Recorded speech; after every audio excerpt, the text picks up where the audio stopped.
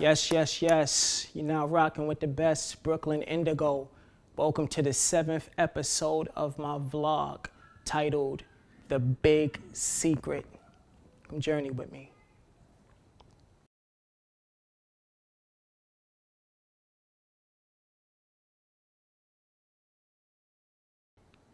Blessings to you. This is Brooklyn Indigo.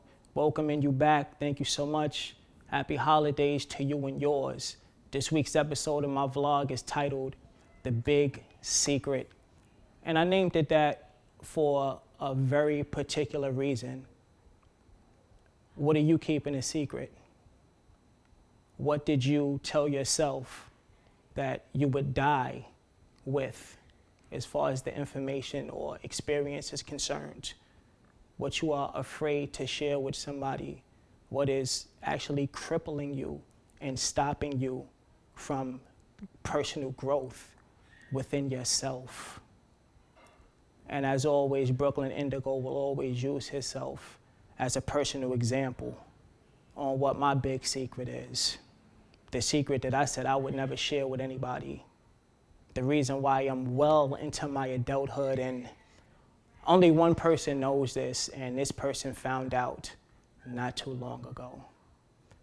What I want to talk about is molestation and how many males are affected with being subjected to some form of molestation in their life, where they don't know how to deal with it and they won't share it with anybody based on many reasons. Embarrassment is one thing. Lack of support, a lack of trust is something totally different. There's many reasons why someone wouldn't share it. I have a very, very, very good memory, super good.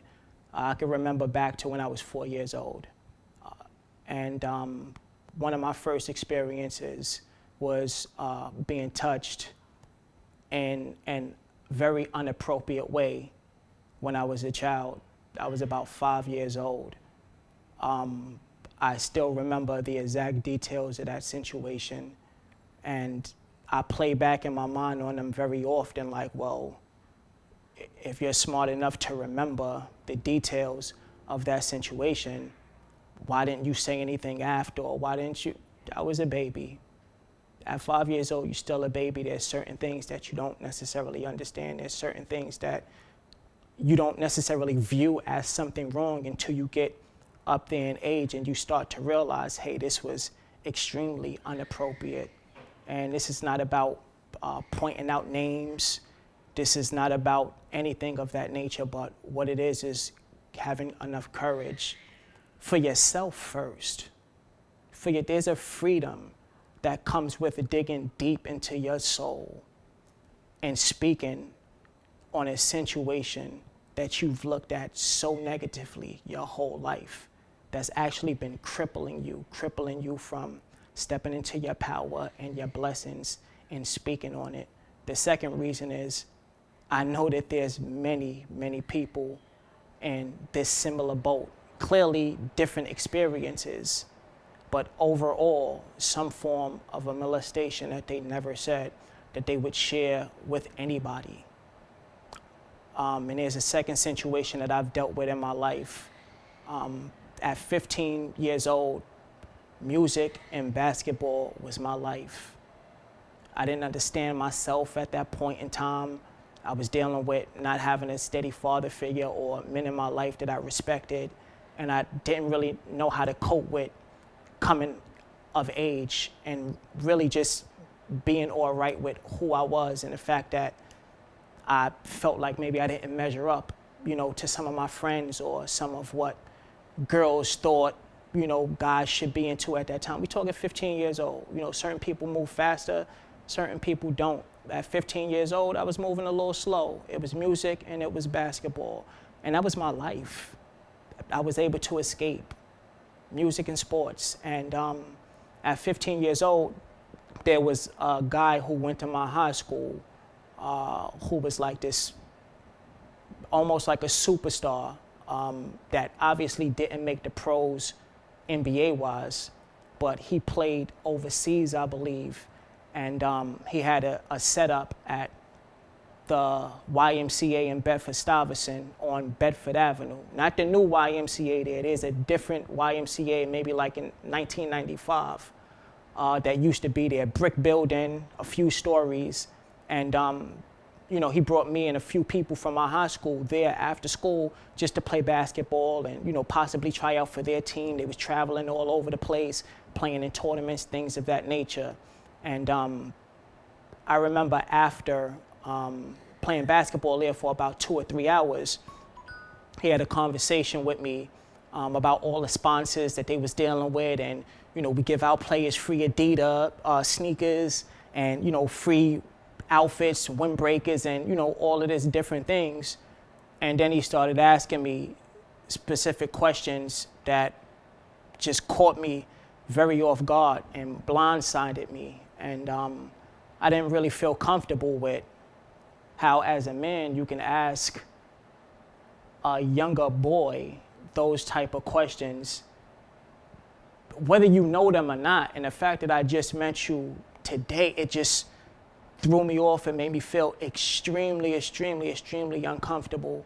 And I was supposed to come back the next day to try out for the team because I was told that I was good enough, and I never went back. I never asked my mom's permission to go back. I never asked any of that. And come to find out, this situation happened to another boy, but worse.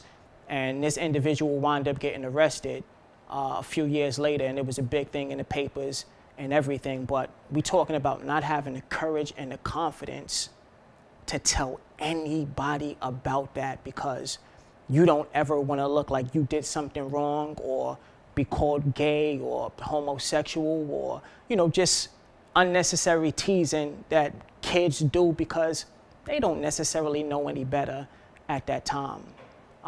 There's a professional basketball legend that played for the NBA. His name is Kenny Anderson. He played for the New Jersey Nets in the 90s. And 2 or 3 years ago, he came forward and wrote a book about being molested by Catholic high school basketball coaches and assistant coaches. To make it to the NBA in New York City, you get more recognition if you go to a Catholic high school, the Bishop Laughlin's, the Rice's, things of that nature. And he came forward and wrote a book years later about his experience and his situation and how he didn't know how to deal with it, and he held it. And think about how many people is dealing with that situation right now but scared to death to tell somebody. Think about how many people was just like me, telling myself as recent as 2 years ago, I'm never telling nobody that. I'm gonna die with that information.